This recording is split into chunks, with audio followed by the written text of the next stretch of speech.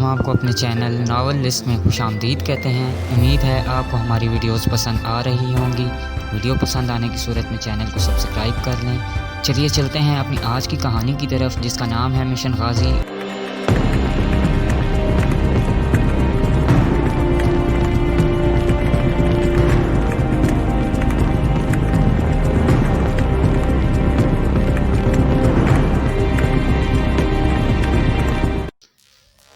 قارئین نہ صرف میری بلکہ میرے ساتھیوں کی ذہنی کیفیت کا بخوبی اندازہ لگا سکتے ہیں۔ دشمن ملک میں ہندو بن کر رہنے اور اس کی دفاعی نوعیت کی حساس اور کلاسیفائڈ معلومات حاصل کرنے اور ہر وقت پکڑے جانے کے خوف نے ہم پر شدید ذہنی دباؤ ڈال رکھا تھا۔ ہمارے چہروں سے مسکراہٹ غائب اور ہنسی بالکل مصنوعی ہو چکی تھی۔ راتوں کو نیند میں ہم اکثر چونک اٹھتے تھے۔ اپنی کیفیت تو میں جانتا تھا، میرے ساتھیوں نے بھی اپنی ذہنی حالت مجھے بتا دی تھی۔ پاکستان میں دوران تربیت ایسی حالت پیش آنے پر ذہنی تناؤ کم کرنے کے لیے ایک مسکن دوا کے استعمال کرنے کی ہدایت دی گئی تھی۔ ہم نے یہ دوا استعمال کرنی شروع کی اور ایک ہفتہ استعمال کے بعد ہمارے ذہنی تناؤ میں خاصی کمی آ چکی تھی۔ لکھنؤ جانے والے میرے دو ساتھی چوتھے دن لوٹ آئے۔ وہ عبدالکریم کے متعلق معلومات لے کر آئے تھے۔ دکاندار نے عبدالکریم کی کہی ہوئی تمام باتوں کی تصدیق کی تھی۔ دکاندار نے عبدالکریم کے متعلق یہ بھی بتایا تھا کہ اس کے دور پار کے رشتہ داروں کے علاوہ ایک حقیقی چچا بھی ہیں، لیکن وہ سب عبدالکریم کے والدین کے مرنے کے بعد بجائے اس یتیم کو محبت شفقت دینے کے ان کے گھر میں جو بچا کھچا سامان تھا وہ بھی اٹھا کر لے گئے اور عبدالکریم بے آسرا اور بے سہارا رہ گیا۔ اس کے والد سے دوستی کی وجہ سے اس دکاندار نے اسے اپنے گھر میں پناہ دی اور وہ تعلیم حاصل کرنے کے ساتھ ساتھ دکان پر بھی اس کا ہاتھ بٹاتا تھا۔ میٹرک کے بعد عبدالکریم مزید تعلیم حاصل کرنا چاہتا تھا، لہٰذا سال بھر وہ دکان پر ہی کام کرتا رہا اور یوں ہی اسے موقع ملا وہ فوج میں بھرتی ہو گیا۔ دکاندار نے میرے ساتھیوں سے اس پوچھ گچھ کی وجہ دریافت کی تو انہوں نے اب کہا کہ عبدالکریم کی ان کے خاندان کی ایک لڑکی سے شادی کی تجویز زیر غور ہے اور وہ اسی سلسلے میں یہاں آئے ہیں۔ دکاندار نے کہا کہ عبدالکریم ایک شریف اور نواب خاندان کا چشم چراغ ہے، سوائے غریب اور بے آسرا ہونے کے اس میں کوئی خامی نہیں ہے۔ دکاندار نے یہاں تک کہا کہ اگر اس کی کوئی بیٹی ہوتی تو وہ اسے عبدالکریم سے بیاہنے میں فخر محسوس کرتا۔ غرض یہ کہ عبدالکریم کی بیان کردہ سب باتوں کی سچائی کی تصدیق ہو چکی تھی۔ اب مجھے اس کا تعاون حاصل کرنے کی منصوبہ بندی کرنی تھی۔ ابھی تک عبدالکریم کا جو خاکہ میرے سامنے تھا وہ ایک خاندانی بے آسرا تنہا مسلمان بھارتی سپاہی کا تھا جو اپنے افسران کے مسلسل گالم گلوچ اور سخت رویے کا شاکی تھا۔ یہ اس خاکے کا مثبت رخ تھا۔ دوسرا رخ جو منفی تھا وہ کچھ یوں تھا کہ وہ اپنی ذاتی شکایات اور رنجش کے باوجود اپنے ملک کا خیر خواہ ہو سکتا تھا۔ اس کی عزت نفس جو کچلی جا چکی تھی اسے ڈیفیکٹر باغی بنا سکتی تھی، یا پھر اسی کچلی ہوئی عزت نفس کی بحالی کے لیے وہ ہمارے راز جاننے کے بعد اپنے افسران کو ہمارے متعلق بتا کر بھارت ماتا کا سپوت بن سکتا تھا اور اپنا کھویا ہوا وقار حاصل کر سکتا تھا۔ دونوں صورتیں ممکن تھیں۔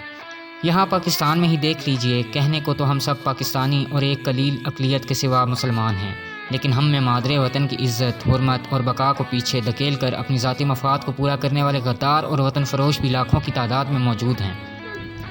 ورنہ بھارتی ٹینکوں پر بیٹھ کر آنے کا دعویٰ کرنے والے، پاکستان کا قومی پرچم جو ہماری آزادی اور غیرت کا نشان ہے اسے مزار قائد پر نظر آتش کرنے والے، پاکستان کو ٹکڑے ٹکڑے کرنے اور کھلے عام اس کا اعلان کرنے والے ابھی تک زندہ نہ ہوتے۔ میں سمجھتا ہوں کہ ایسے غداروں کی باتیں سن کر خاموش رہنے والے بھی وطن کی محبت سے اتنی ہی دور ہیں جتنے وہ غدار۔ سمجھ میں نہیں آتا کہ ماں بہن کی گالی سن کر تیش میں آنے اور مرنے مارنے پر تل جانے والوں کی غیرت اس وقت کیوں سو جاتی ہے جب کوئی ان کی مادر وطن کو گالی دیتا ہے۔ شاید یہ وہ لوگ ہیں جنہیں آزادی کی قدر و قیمت معلوم نہیں اور وہ اپنے آزاد وطن میں درپیش وقتی مشکلات کا حل دشمن کی غلامی میں ڈھونڈتے ہیں۔ یہ ساری سیاسی پارٹیاں یا لسانی تنظیمیں چاہے اقتدار میں ہوں یا حزب اختلاف میں صرف اور صرف اپنے ذاتی فوائد کے حصول میں لگی رہتی ہیں۔ کوئی بھی سیاسی پارٹی ہو، ان کے لیے اقتدار کا حصول صرف پاکستان کو لوٹنے کے لیے ہوتا ہے۔ پاکستان کی افواج پاکستان کی جغرافیائی اور نظریاتی سرحدوں کی محافظ ہیں۔ انہوں نے کبھی یہ نہیں سوچا کہ افواج پاکستان کے جوان اور افسران اپنے سے 8 گنا بڑے دشمن کے سامنے یوں سینہ سپر جان ہتھیلی پر لیے ایک سیسا پلائی دیوار کی طرح ڈٹے ہوئے ہیں کہ دشمن کا اکھنڈ بھارت کا خواب چکنا چور ہو چکا ہے اور اسے خود اپنی بقا کے لالے پڑے ہوئے ہیں۔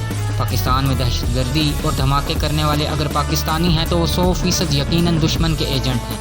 عبرتناک موت ان کا مقدر ہے اور انشاءاللہ بہت جلد ہم ان تعاونی چوہوں سے نجات حاصل کر لیں گے۔ اس الجھی ہوئی صورتحال میں نے ساتھیوں سے مشورہ کرنا مناسب سمجھا اور ان کے ساتھ میٹنگ میں ہر ایک کا نقطۂ نظر جاننے کی کوشش کی۔ 2 ساتھیوں کا خیال تھا کہ رات کو عبدالکریم کو اٹھا لیا جائے اور اسے سمجھایا جائے یا مجبور کیا جائے کہ وہ ہمارا ساتھ دے، اور اگر وہ نہ مانے تو اسے وہیں ختم کر دیا جائے۔ ایک ساتھی کا کہنا تھا کہ کرنل شنکر کے کمرے میں رات کو گھس کر اسے ہلاک کر دیا جائے اور اس کے کمرے میں اس کا بریف کیس اور اہم کاغذات اٹھا لیے جائیں۔ یہ دونوں تجاویز تھوڑی دیر کی بحث کے بعد رد کر دی گئیں۔ پہلی اس لیے کہ عبدالکریم اپنی ذاتی حیثیت میں کوئی اہمیت نہیں رکھتا تھا۔ اٹھائے جانے کے بعد وہ اپنی جان بچانے کے لیے ہمارا ساتھ دینے کا وعدہ کر کے اس سے نہ صرف مکر سکتا تھا بلکہ ہمیں پکڑوا کر اپنے نمبر بنا سکتا تھا۔ کرنل کو اگر ہلاک کر دیا جاتا تو اس بات کی کیا ضمانت تھی کہ اس کے کمرے میں موجود کاغذات وغیرہ اہمیت کے حامل بھی ہوتے۔ ہر 2 صورتوں میں بھارتی سیکیورٹی نہ صرف بہت چوکس ہو جاتی بلکہ میرے پکڑے جانے کا امکان بھی بڑھ جاتا۔ کرنل شنکر سے ملنے والوں میں میرا نام سر فہرست ہوتا۔ فیصلہ ہوا کہ ان دونوں کو ابھی فی الحال سٹینڈ بائی پوزیشن میں رکھ کر مزید کلٹیویٹ کیا جائے اور اپنے مشن یعنی آرمی ہیڈ کوارٹر میں پہنچنے اور وہاں معلومات کے حصول کے لیے رابطہ پیدا کرنے کی کوشش کی جائے۔ ہم نے فیصلہ کیا کہ اب اپنا پورا دھیان ہیڈ کوارٹر کے سپرنٹینڈنٹ یشونت اور ان 2 عیسائی سویپرز پر دیں۔ اگلے روز ہی اپنے ایک ساتھی کے ہمراہ چھٹی کے وقت ہم ہیڈ کوارٹرز کے قریب بس سٹاپ پر پہنچ گئے۔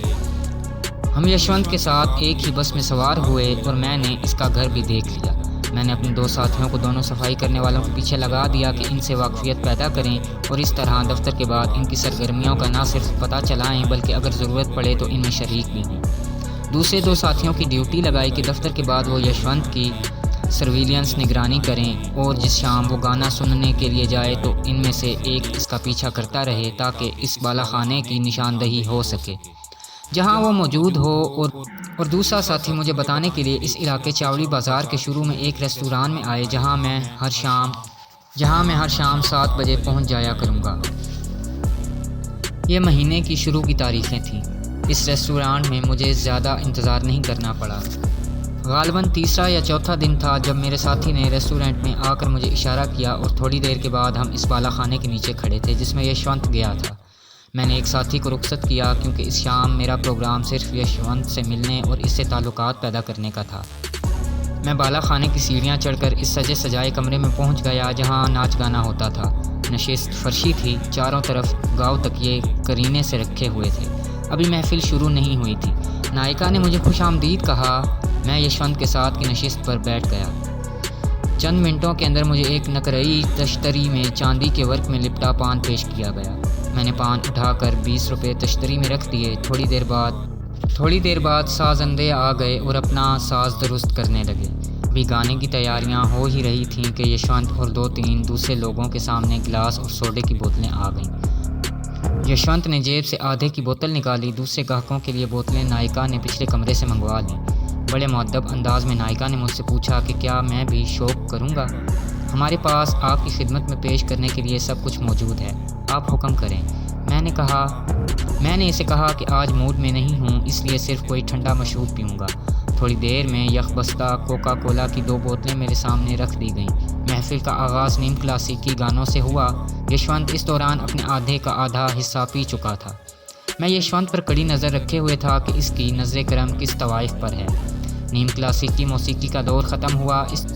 اس دوران 3 نوجوان طوائفیں اپنے پیروں میں گھنگرو باندھنے لگیں۔ یشونت نے بوتل میں بچی ہوئی شراب گلاس میں انڈیل لی، تھوڑا سا پانی ملایا اور گھٹاگھٹ چڑھا گیا۔ ان تینوں طوائفوں نے تماش بینوں کے درمیان میں آ کر سب کو فرشی سلام کیے۔ ابھی وہ طبلے اور دوسرے سازوں کے ساتھ اپنے قدم ملا ہی رہی تھیں کہ یشونت نے اپنی دوسری جیب سے ایک آدھا اور نکالا۔ وہ بھارت کی بنی ہوئی رم شراب کی ایک قسم پی رہا تھا۔ چونکہ پوری بوتل گول اور آدھے چپٹے ہوتے ہیں اس لیے بآسانی جیبوں میں آ جاتے ہیں۔ یشونت نے دوسری بوتل سے بھی کچھ رم گلاس میں انڈیلی اور اسے چڑھا گیا۔ اب وہ پوری طرح سے نشے میں چور تھا۔ جب گانا شروع ہوا تو ویل 1 روپے کی تھی۔ ناچنے والی تینوں لڑکیوں نے رقص شروع کر دیا۔ ان تینوں کے قدم اور رقص کے زاویے ایک دوسرے سے اتنے ملے ہوئے تھے کہ وہ ایک ہی جسم کے 3 حصے دکھائی دیتی تھیں۔ ان کے رقص نے محفل کو گرما دیا۔ ویل اب 1 روپے سے بڑھ کر 5 روپے ہو چکی تھی۔ مجھے چونکہ وہاں پر یشونت کو اپنی طرف متوجہ کرنا اور طوائفوں پر اپنی امارت کا رعب ڈالنا تھا، لہٰذا میں نے 10 روپے کی ویل شروع کی۔ بالا خانوں کا رواج ہے جو زیادہ ویل پیش کرے اس کے سامنے جا کر ناچتے ہوئے بیٹھ کر ویل لینا ہوتا ہے۔ 10 روپے کی ویل پر دوسرے تماشبین کچھ چونک سے گئے اور روپے کے 10 نوٹ کا پیکٹ بنا کر ویل دینی شروع کی، لیکن ویل دینے میں وقفہ بڑھا دیا۔ یہی وقت تھا جب مجھے اپنی امارت کا سکہ بٹھانا تھا۔ میں نے ویل 20 روپے کر دی۔ بالا خانوں کا اصول ہے کہ بیک وقت اگر 2 یا زیادہ تماشبین ویل پیش کریں تو زیادہ ویل دینے والے کے پاس طوائف پہلے آتی ہے۔ اپنے ہمراہ خاصی رقم لے گیا تھا۔ 20 روپے کے نوٹوں کی ایک گڈی کے علاوہ 100 روپے کے 60 نوٹ میرے پاس تھے۔ بیک وقت میں نے اور یشونت نے مخصوص طوائف کو ویل دینے کے لیے اشارہ کیا۔ میرے پاس 20 روپے کا نوٹ تھا اور یشونت نے 10 روپے آگے کر رکھے تھے۔ طوائف میرے پاس آئی اور نوٹ لے کر اٹھنے لگی تو میں نے 20 کا ایک اور نوٹ نکال کر اسے پھر بٹھا لیا۔ 20 والے نوٹوں کی گڈی میں نے اپنے سامنے قالین پر رکھی ہوئی تھی اور ایک کے بعد ایک نوٹ دے کر اس طوائف کو اٹھنے نہیں دیتا تھا۔ یشونت نے اپنا ہاتھ جس میں 10 کا نوٹ پکڑا ہوا تھا پیچھے کر دیا۔ میں نے اپنا سلسلہ جاری رکھا۔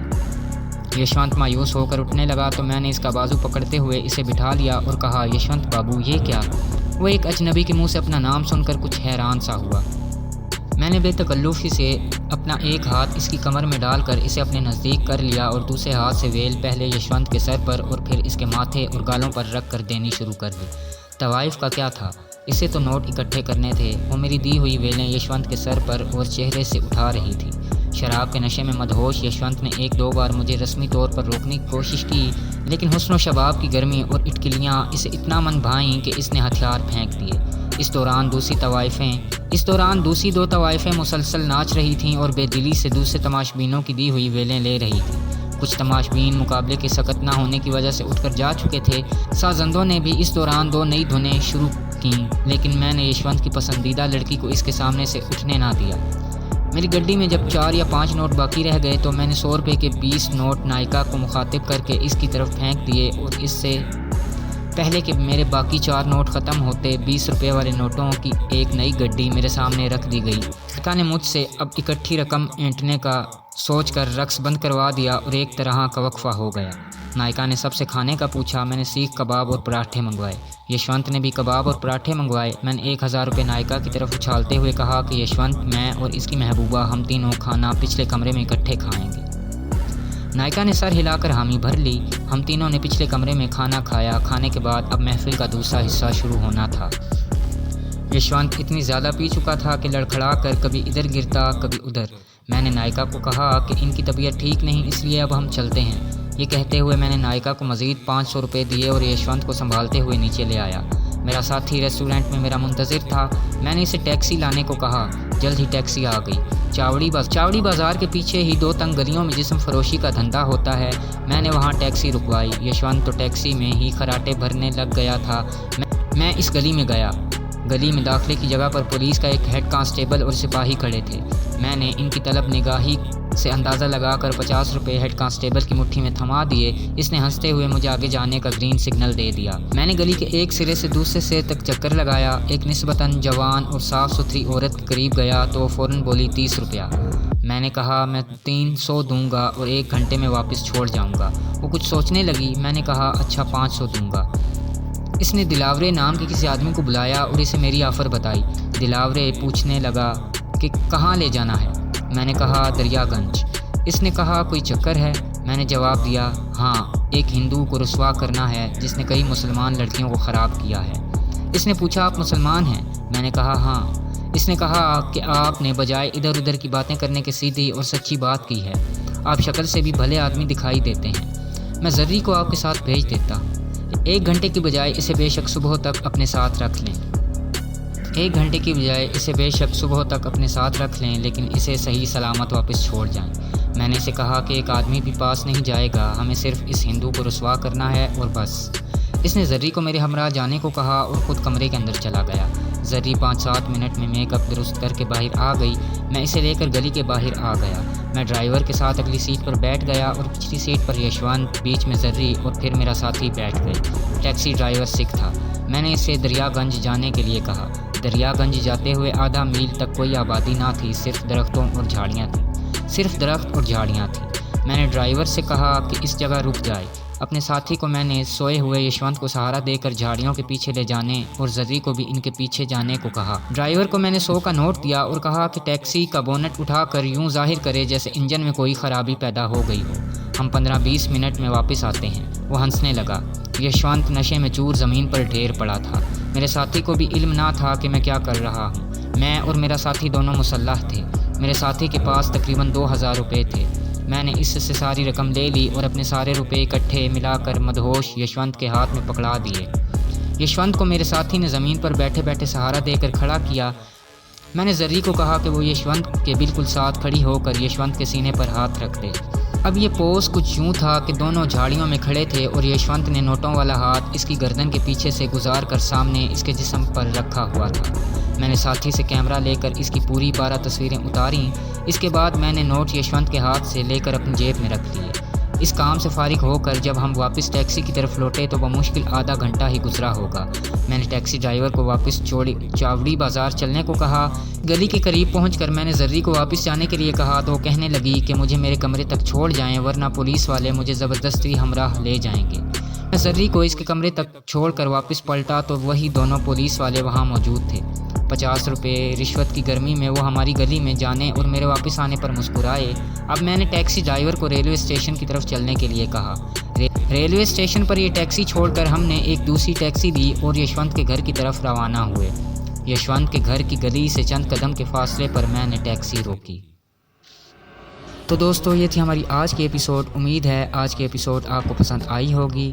مزید ایپیسوڈز سننے کے لیے ہمارے چینل کو سبسکرائب کریں، ہماری ویڈیوز کو لائک اور شیئر کریں اور کمنٹ سیکشن میں اپنی رائے کا اظہار ضرور کریں تاکہ ہم مزید کہانی کو بہتر طریقے سے آپ کے سامنے پیش کر سکیں۔